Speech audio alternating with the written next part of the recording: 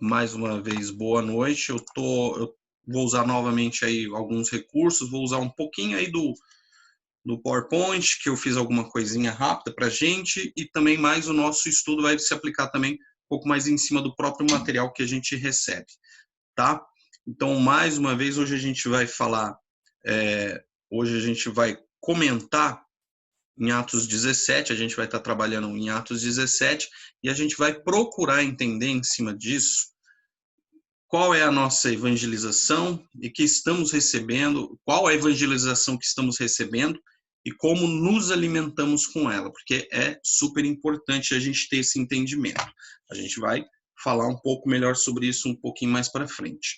E, no segundo ponto, também, em cima de todos esses poucos minutos que a gente tem aí, a gente vai falar qual a evangelização que estamos levando ao mundo, tanto no sentido pessoal, quanto no sentido congregacional, tá? No sentido de igreja. Então, a gente vai estar em cima de todo esse tema, a gente vai estar falando tanto em situações nossa, quanto em situações de igreja e quanto em situações também externas, do mundo externo.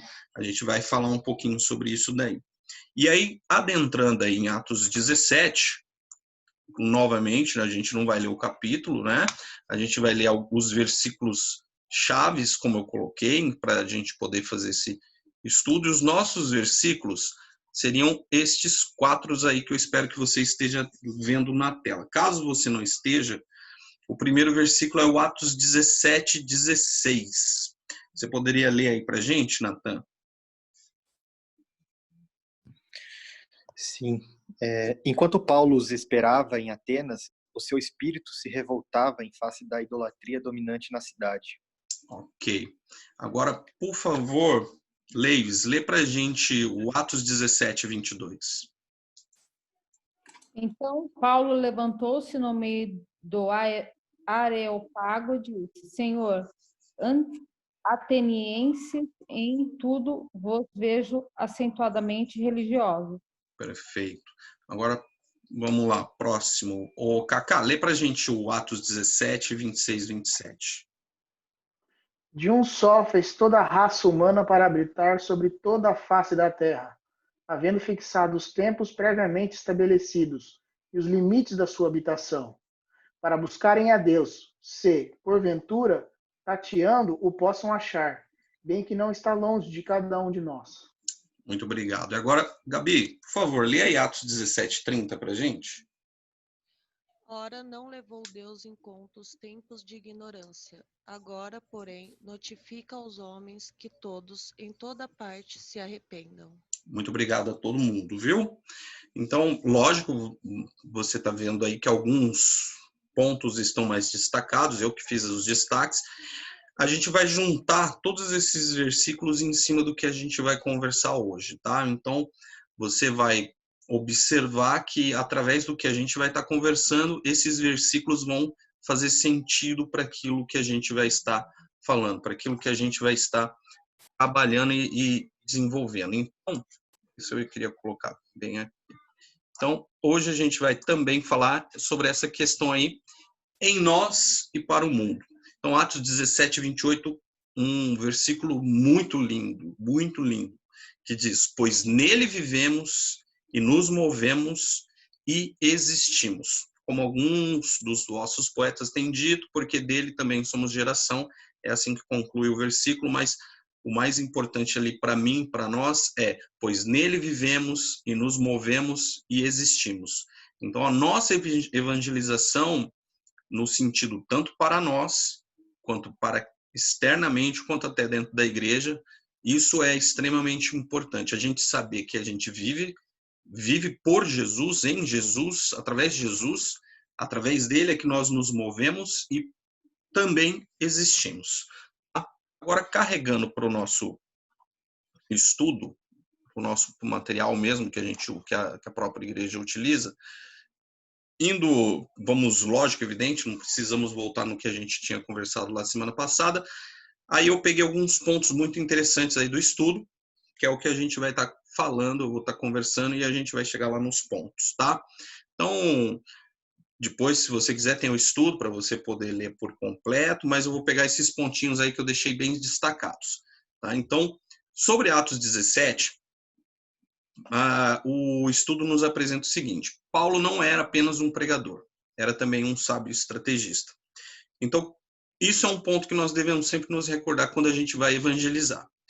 Aí aqui a gente pode dizer que seria mais na questão, né, de evangelizar quem está de fora.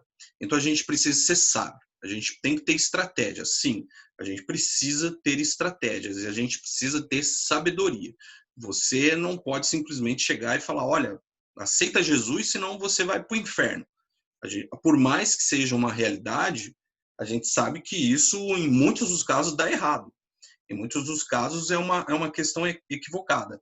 Eu estava num grupo, inclusive, agora me lembrei, estava num grupo da Escola Bíblica Dominical de domingo que eu estou fazendo, e inclusive tem uma moça lá, uma irmã, que ela inclusive deu um testemunho mais ou menos relacionado a isso, que ela disse que foi com um grupo evangelizar aí num certo local, e ela começou a observar que o pessoal chegava exatamente nesse sentido, olhando para as pessoas e falando exatamente isso daí. Olha, tem que aceitar Jesus, porque senão você vai para o inferno. E ela disse que olhava a feição das pessoas, e o interessante era o quê? Era que as pessoas ficavam com medo, as pessoas demonstravam muito medo.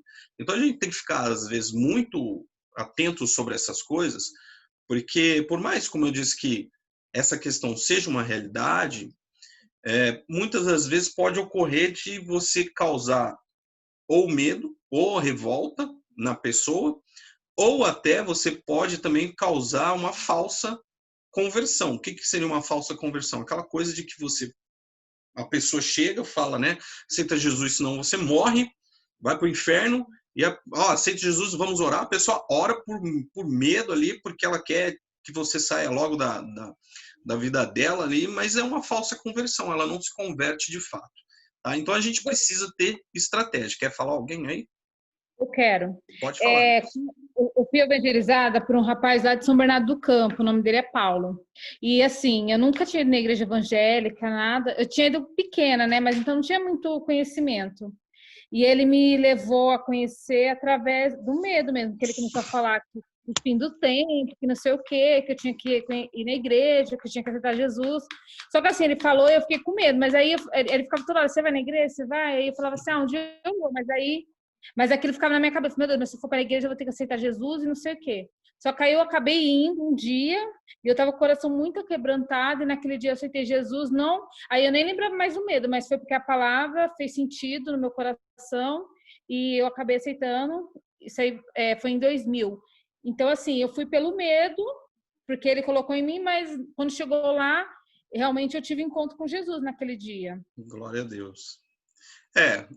Isso não é uma posição que seja totalmente afastada e que não dê, vamos dizer assim, não é uma estratégia que a gente vai dizer que vai dar sempre errado.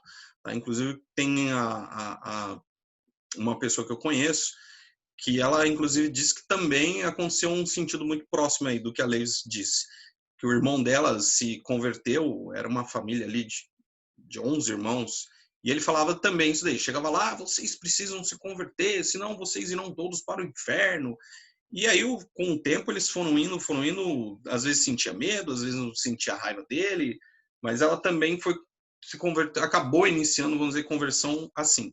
Às vezes a gente ouve, né, aquele negócio, quem não vai para a igreja, para Jesus, ou vai no amor, ou vai na dor. Nem bíblico isso não existe na Bíblia, falar que você vai por amor ou vai na dor, mas também existe essa realidade. Tem muitas pessoas que estão em um momento muito... Essa pandemia aí que aconteceu, que a gente ainda está vivendo, mostra um pouco disso, de algumas pessoas que estão indo buscar mais a face, a presença de Deus, mesmo tendo algumas igrejas ainda fechadas, mas estão fazendo isso. Então, por mais que existam as coisas, mas importante a gente lembrar que a gente precisa sempre ter estratégias, a gente precisa ter sabedoria, tá? Não existe um caminho exato, na verdade é essa, não existe um caminho exato para a gente evangelizar, mas o caminho mais correto é o quê? A gente ter a direção do Espírito Santo. O Espírito Santo é quem vai nos direcionar e vai mostrar o quê? como a gente deve evangelizar uma pessoa. E aí, ainda em cima disso, eu peguei aqui, eu coloquei uma observação, espero que apareça aí para vocês. Se não estiver aparecendo essa observação, vocês me dão um toque, tá? Mas mesmo assim eu vou ler, então não tem problema. Que diz assim, que diz não, né? Isso é dos pontos para a gente refletir. Como eu disse, hoje é uma noite para a gente ter bastante pergunta, e eu espero que essas perguntas ecoem para vocês, para que vocês reflitam, porque é uma pergunta que a gente deve estar fazendo sempre para a gente, tá? Então, uma primeira pergunta, de muitas que virão, estamos buscando ter a mesma sabedoria de Paulo para o nosso evangelho interior e exterior? Agora a gente está falando um pouco mais sobre evangelização exterior, mas um pouquinho mais para frente a gente vai falar sobre a questão da evangelização interior também. Tá? 1 Coríntios 1:22 diz, porque os judeus pedem sinais e os gregos buscam sabedoria. Então, esse é um ponto equivocado. Olha só, procurar sinal e não procurar sabedoria. Tá? Lembra que Jesus fala que os filhos das trevas são mais astutos que os filhos da luz. A gente, inclusive, falou disso. Foi o nosso versículo de abertura lá nos estudos de janeiro. A gente precisa ter esse tipo de sabedoria. E se você não tem sabedoria, poxa, como é que eu vou evangelizar? Não tem desculpa, tá bom, crente? Não tem desculpa, porque Tiago 1:5 diz o seguinte, e se algum de vós tem falta de sabedoria, peça a Deus que a todos dá liberalmente, não lance em rosto, e se lhe há dado. Então, se a gente pede, com certeza Deus vai nos dar. Então, no momento de evangelização, se a gente solicita para Deus a sabedoria, com certeza ele vai estar nos apresentando isso. Outro ponto que eu puxei é que Paulo, Paulo, prega a Cristo a partir das Escrituras, não prega filosofia nem política romana. Isso é um ponto muito interessante também. E aí eu destaco os 2 pontos que foram aí colocados, que diz assim, que Paulo variou os métodos, então, aquilo que eu acabei de dizer, né, não existe um caminho tão certo, não existe uma regrinha, existem caminhos, e esses caminhos é o Espírito Santo quem vai te dar. E ele continua, ele apela para a razão, aí é um bom ponto, que eu acho que é uma linha muito legal para seguir em todas as situações. Apela para a razão de seus ouvintes, dirige-se à mente deles e lhes desperta o entendimento. Paulo identificou o Jesus da história como o Cristo das Escrituras. E o ponto 2 aí, o B, que diz assim, Paulo não mudou a mensagem, pregação cristocêntrica, falou da morte e da ressurreição de Jesus. Não há evangelho onde a cruz de Cristo é banida, nem sem o derramamento do sangue do Cordeiro de Deus. Isso é, infelizmente, uma coisa que às vezes a gente vê. Uma evangelização onde você tira o Cristo, onde você tira a ressurreição, a morte e a ressurreição de Cristo, e você começa a criar um tipo de evangelização. Isso a gente, infelizmente,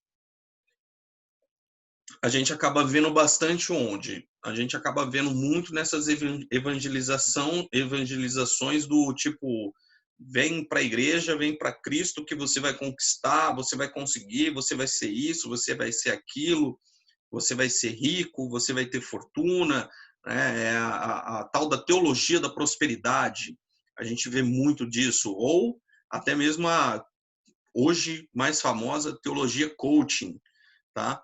Então, a gente vê muito isso. E normalmente esses tipos de teologia fazem o quê? Afastam a pregação cristocêntrica, colocam o homem no centro, ou seja, você é o ponto principal, você é a pessoa mais importante, as coisas têm que acontecer por conta de que você existe, enquanto isso não é a verdade.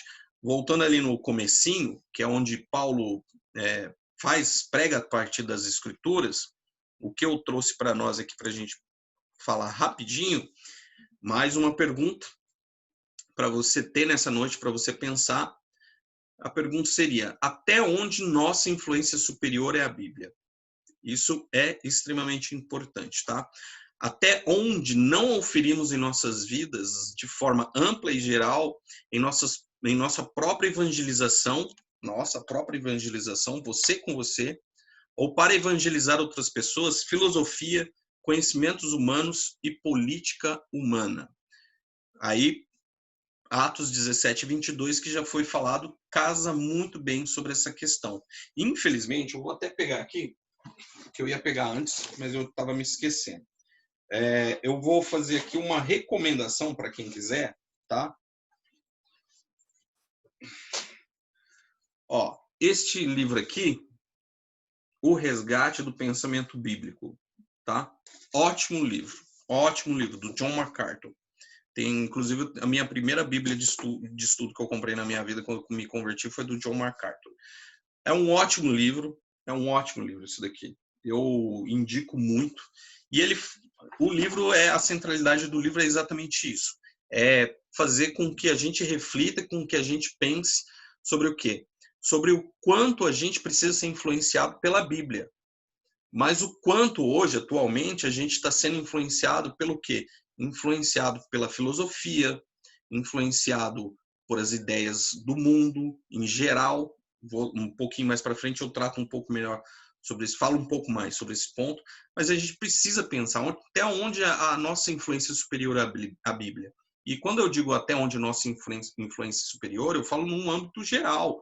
É vida de família, é vida em sociedade, é vida profissional, é geral, é em tudo na sua vida.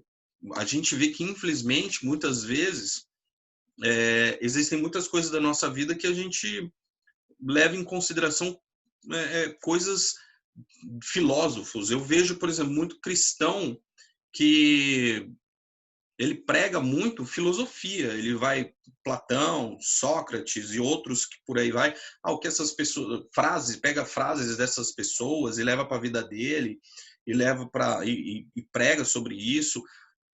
Não estou sendo totalmente contrário, tá? Não estou dizendo que isso é de todo mal, que você deve banir isso.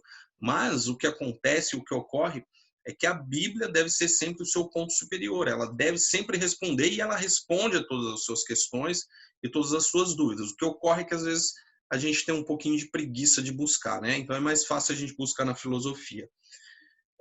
Continuando, a gente pode fazer aí uma ponderação. Isso é bem interessante. Como eu falei, várias perguntas para sobrar para você pensar. Por exemplo, política. Você coloca a Bíblia acima de todas as questões ou procura observar o que a direita, a esquerda, centrão diz, e etc. A gente vê bastante. Hoje tem muito cristão que ele olha e fala, eu sou a favor da direita, porque a direita fala isso, faz isso, faz isso, faz isso. Eu sou a favor da esquerda, porque é assim, assim, assim, assado. Tá? Por mais que você tenha aspectos de compartilhar ideias desses tipos de filosofias políticas, mas a gente tem que observar sempre o que a Bíblia diz primeiro. Tá? Religião, um outro ponto, esse pega bastante também. Parece que não, mas tem bastante gente que se pega nisso. Você observa as doutrinas e mandamentos bíblicos ou julga a questão de sua fé em cima de doutrinas de parede e vincula com filosofias humanas? A gente tem um absurdo de pessoas que estão, infelizmente, nessa situação, se baseando não em cima do que as escrituras, do que a palavra diz, mas se baseando em cima do quê? Se baseando em cima do que a doutrina da igreja dela diz. Então, a doutrina da igreja dela diz aquilo é o certo. Como a gente não tem um tempo tão extenso, não dá para a gente explanar mais sobre isso, mas existe sim, infelizmente, e isso a gente chama, é a tal da religiosidade, da legalidade. São as pessoas que, para elas, o que a igreja falou, está falado. Ela não procura ver se a Bíblia disse aquilo realmente, se aquilo realmente é de fato uma verdade. Isso tudo complica no nosso processo de evangelização. Por quê? Porque a gente vai começar a fugir do que Paulo vai chamar de sã doutrina e a gente vai começar a criar a nossa própria doutrina. E, concluindo essa parte, ciência e tecnologia, né? Sua fé está baseada em quê? Tem muita gente que se baseia em fé, tem muita gente que, mesmo sendo cristão, observa demais ali, para elas, tudo. Eu vou dar um exemplo aqui, olha. Vou dar um exemplo, tentar ser bem franco, bem rápido, aliás, franco não, bem rápido. Eu ouvi isso de um irmão, o irmão Emanuel, e eu não tinha pensado sobre isso, mas quando ele falou sobre isso, eu falei, poxa, isso é muito certo. Olha só, a gente está vivendo uma época de pandemia, né? Então, é um tempo em que a gente tem que observar que isso é uma misericórdia de Deus na nossa vida. É uma misericórdia de Deus, para a gente se acertar com Ele, para a gente voltar aos princípios de Deus, para que a gente entenda que tudo aquilo que a gente estava vivendo, muita coisa a gente não precisava. Mas, enfim. E aí, hoje, se você observar, só que ninguém está percebendo isso. Ninguém. As pessoas não falam sobre isso. Infelizmente, muitas igrejas não falam sobre isso. E o que mais se ouve falar, o que mais provavelmente você está ouvindo falar sobre isso? Ah, mas quando a vacina chegar? Mas quando a vacina chegar? Mas quando a vacina chegar? Adianto também que eu não estou tirando aqui não estou tirando o mérito da ciência, tá? Ela é muito importante para a gente falou um pouquinho sobre isso na questão quando a gente fez o estudo de fé mágica, mas não dá para a gente voltar agora por conta do tempo. Mas observe bem, e é uma possibilidade muito alta. Quando essa dessa vacina chegar, o que provavelmente acontecerá na mente das pessoas é que as pessoas vão colocar como o homem o grande salvador da humanidade mais uma vez. O homem. Novamente, o homem será o centro de tudo. Ah, gente, o homem, olha só, o homem conseguiu nos libertar e nos salvar dessa pandemia, desse vírus horrendo. Então, a gente precisa, porque muitas vezes a nossa fé se baseia, fica muito em cima dessas coisas. E aí a pergunta, em cima disso, você consegue concordar de que para si e para outros, é assim que será a forma como você irá evangelizar? Essa questão é aquilo como eu venho dizendo. Da mesma forma que você evangeliza você vai evangelizar outra pessoa, tá? Num rápido e curto exemplo, se você crê que Jesus é seu único e suficiente Salvador, é evidente que você vai falar isso para outra pessoa. Se uma pessoa crê que Jesus é o único e suficiente Salvador, mas depende de alguma outra coisa, é assim também que ela vai evangelizar. Por isso que é muito importante a nossa evangelização, pessoal. A nossa evangelização é extremamente importante para quê? Para que a gente possa evangelizar de forma correta o nosso próximo. Caminhando para frente, que infelizmente o nosso tempo é curto, não há pregação do evangelho sem oposição. Então, não tem como, tá? A luz incomoda as trevas, isso é fato, ok? Toda vez que a gente for pregar, tanto para nós quanto para outras pessoas, as trevas vão se incomodar e a gente vai sofrer oposição. A gente falou um pouquinho disso no estudo passado sobre a questão de espíritos malignos, né? Como eles também nos atacam, tá? E eu fiz aqui como colocações, mais perguntas para nós. Até onde a perseguição e as batalhas espirituais têm nos afastado da verdade, hein? Até onde será que tem nos afastado da verdade? As nossas batalhas espirituais. E você saberia responder a si mesmo até onde a perseguição te inibe de evangelizar? Essa perseguição pode ser até espiritual, mas aí a gente coloca muito mais naquela perseguição física que você vê, né? Aquelas pessoas que muitas vezes te atacam, aquelas pessoas que muitas vezes batem de frente com você. Será que isso inibe você de estar evangelizando outras pessoas? Até onde as trevas têm o vencido na sua mudança interior? Aí é uma outra pergunta. E interessante, aí eu fiz, acho que um linkinho, porque eu não tinha colocado até na semana passada, olha só, Apocalipse 16, 12, fala o seguinte, 12 a 14. Derramou o cesto a sua taça sobre o grande rio Eufrates, cujas águas secaram, para que se preparasse o caminho dos reis que vêm do lado do nascimento do sol. Então vi sair da boca do dragão, da boca da besta e da boca do falso profeta 3 espíritos imundos semelhantes a rãs. E olha o destaque. Porque eles são espíritos de demônios, operadores de sinais. E aí a pergunta é, será que o nosso evangelho, para nós agora, vamos pensar para nós particularmente, será que o nosso evangelho se constitui apenas de sinais? E que sinais que são esses? Olha como eu destaquei aí. Sinais, milagres, provisões, paz, conquistas materiais. E será que isso não é o que nos acomoda muitas vezes no nosso evangelho? Para você, para eu, para todos nós pensar. Porque às vezes existem espíritos imundos que trazem sinais para a nossa vida. Que sinais? Ah, sinal, milagre. Não é só milagre, não. Às vezes é a provisão na sua casa, que começa a ser muito farta, então você vai se acomodando. Às vezes é uma paz que você vai vivendo, vivendo, você vai se acomodando. Às vezes é você com aquela ganância de querer, porque eu quero conquistar, conquistar, conquistar. E a gente já falou que isso não é errado, mas, enfim, é um assunto que a gente tem que refletir. E aí você vai conquistando, conquistando, conquistando, e você vai dando glória a Deus, e vai se acomodando na questão da evangelização, tá? Bom, a gente poderia falar muito mais sobre isso, mas para a gente ficar no nosso tempo aí.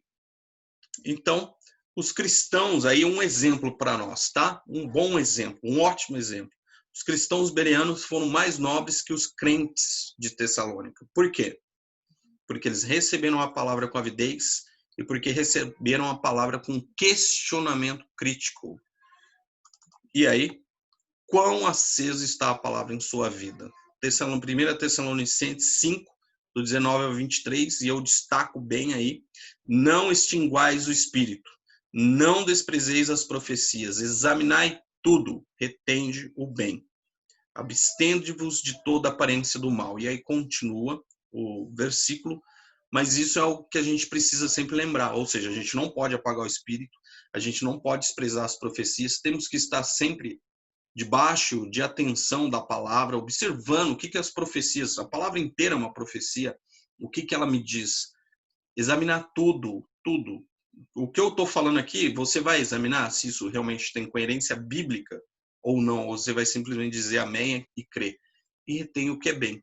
O que é bem é reter o que é certo. Reter o que é certo. Se o que eu falei aqui, se eu falei alguma coisa errada, que não casa com a palavra de Deus, você descarta. Tá? Então, esses são um pouco da questão que a gente tem. E aí, né, a grande coragem do apóstolo Paulo sempre foi presente, tá? Então, essa sempre foi a grande questão que a gente tem que trabalhar na nossa evangelização. Para quê? Para que a gente possa evangelizar de maneira correta. E aí vem aquelas duas perguntas que eu deixei aí para vocês poderem responder, para quem quiser responder. Quem gostaria de responder sobre isso aí? Em cima dessas duas perguntas. Tem alguém?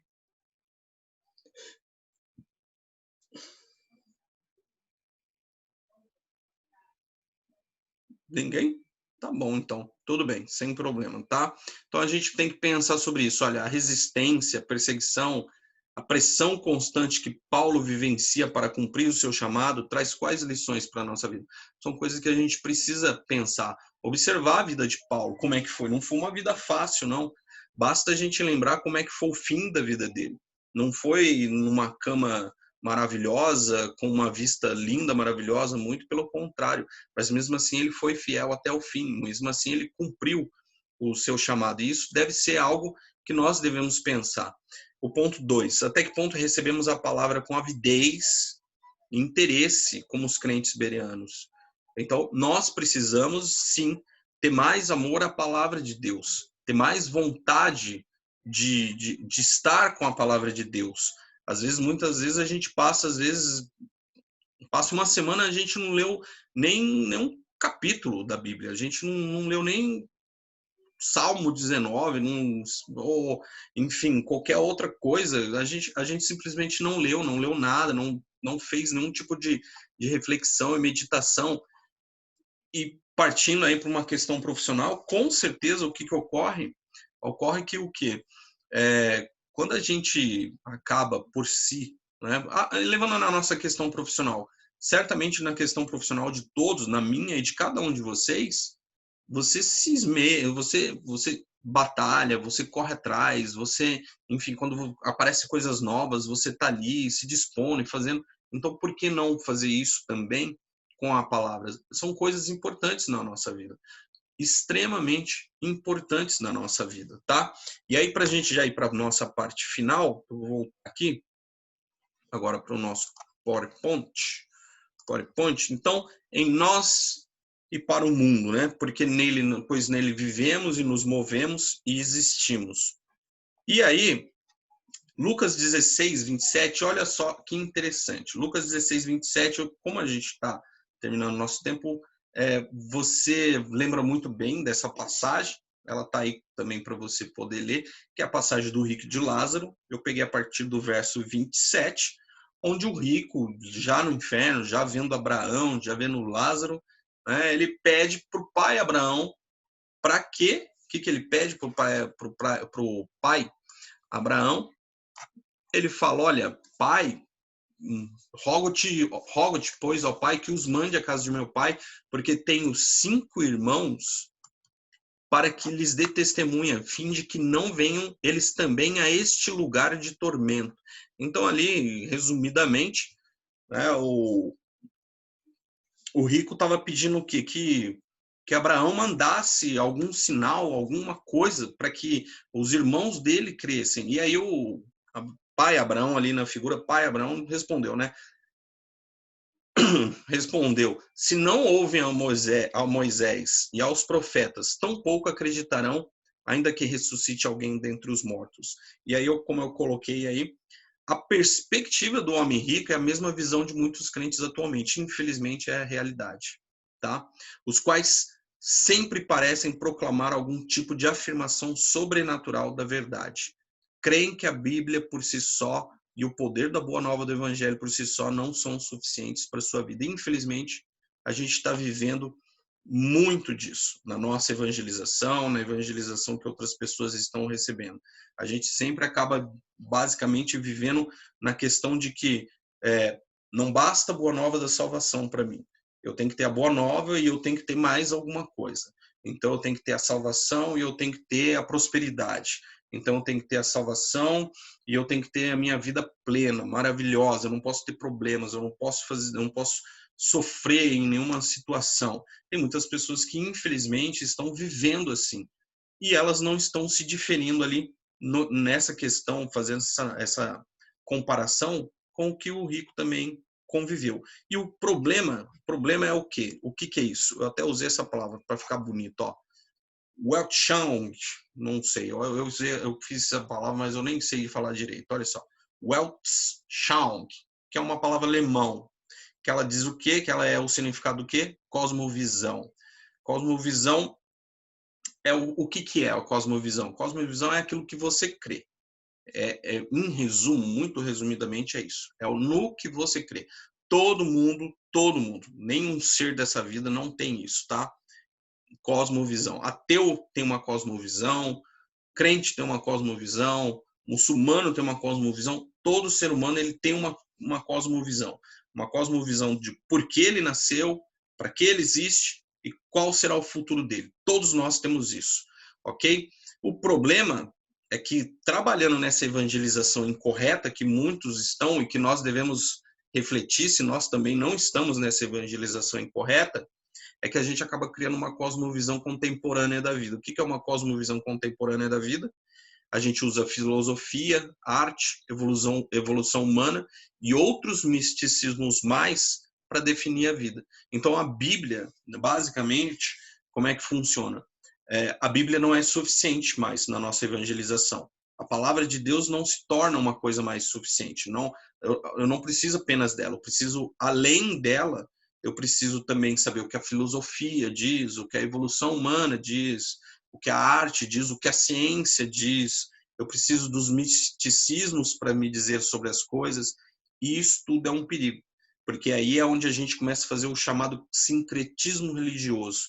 A gente começa a inserir coisas na vida, na nossa vida, para que a gente consiga acreditar em alguma coisa. E, evidentemente, que em muitos pontos, o que bem provavelmente acontece, é que em muitos pontos a gente acaba, às vezes, até duvidando da própria palavra de Deus, tá? Então, a gente precisa voltar a entender que a Bíblia ela é suficiente por si só. Se a gente tivesse mais tempo, a gente falaria um pouquinho mais sobre essa questão, mas a nossa evangelização, ela necessariamente ela tem que ser uma evangelização correta. E para ser uma evangelização correta, a gente precisa palavra. É mais palavra de Deus, é mais intimidade com a palavra de Deus, para que a gente possa entender os porquês da nossa vida. Porque, com certeza, a palavra de Deus faz toda a diferença na nossa vida. E aí eu encerro aqui a nossa noite, nessa noite aí bem rapidinha que a gente teve. Agradeço agradeço você ter me ouvido aí por esse tempo, tá? E espero que você possa se evangelizar corretamente, para que você evangelize corretamente também, tá? Alguém mais gostaria de falar alguma coisinha?